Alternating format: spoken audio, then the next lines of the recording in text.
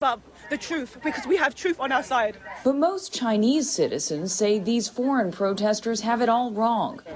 I don't think they should do this. Tibet is already very free. Tibet has always been part of China. You Western countries are hypocrites. As the debate rages, little is known about what Tibetans living inside the country's borders really think, until now. Dhondup Wangchen, a 34-year-old Tibetan, decided he would show the outside world what he says nobody knows about his country. Rare footage of Tibetans speaking out about life under Chinese rule, filmed entirely by native Tibetans. We started gathering facts about the real opinions of the Tibetans inside Tibet, what they think about the 2008 Games, whether they support His Holiness the Dalai Lama. If the 2008 Olympic Games take place, then they should stand for freedom and peace. As a Tibetan, I have neither freedom nor peace. Even at the start of his journey, Dhondup Wangchen knew he was putting his life on the line. I won't regret to die on this soil, since the reason why I died would be for the sake of all Tibetans. Dhondup smuggled his wife and children out of the country, then smuggled himself back in with a camera. He'd never before filmed anything. Armed with simple DV cameras, Dhondup traversed thousands of miles, often by motorbike across this cold, sometimes barren terrain, collecting 40 hours of interviews with Tibetans, all of whom risked their livelihoods by appearing on camera. The main difficulties we faced in making this film were asking people to show their faces on camera, not being able to guarantee their safety, and to gain their consent. The Chinese government says that exiles and foreigners don't really speak for Tibetans. In Dhondup's film, Tibetans lay that notion to rest. Life is very hard. People don't see it. Lots of tourists come to Lhasa, and the Chinese government sweet-talks them, showing them what they want to show.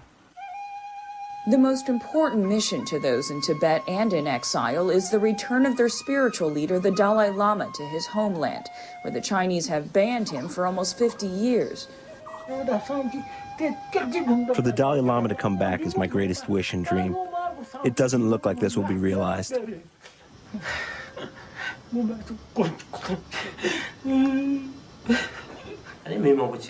Many said that if I succeeded in offering it to His Holiness, then they won't regret even if they had to die. I also asked clearly about filming or not filming their faces. If the interview was to be seen by the Dalai Lama, then I wouldn't care even if I were killed. It would make me very happy if I could leave the Dalai Lama this message in the name of all other Tibetans. The film documents simple acts of defiance, like people posting portraits of the Dalai Lama in their homes, strictly forbidden under Chinese law. If the government finds them, they confiscate them, so we have to keep them secret. Otherwise, they'll be taken away. He also captured Tibetans boldly writing what they can't say out loud.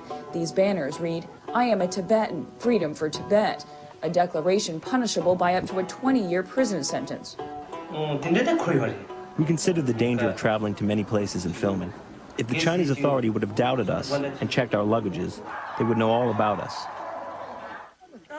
But even difficult journeys can lead to moments of laughter. If the Dalai Lama were to return, I'd be so happy, I'd be prepared to jump into the river and die. The chance to meet him just once before I die would be worth more to me than 100 horses and 1,000 bulls. It was an exhausting journey for Dhondup, a struggle to stay awake and focused on his mission.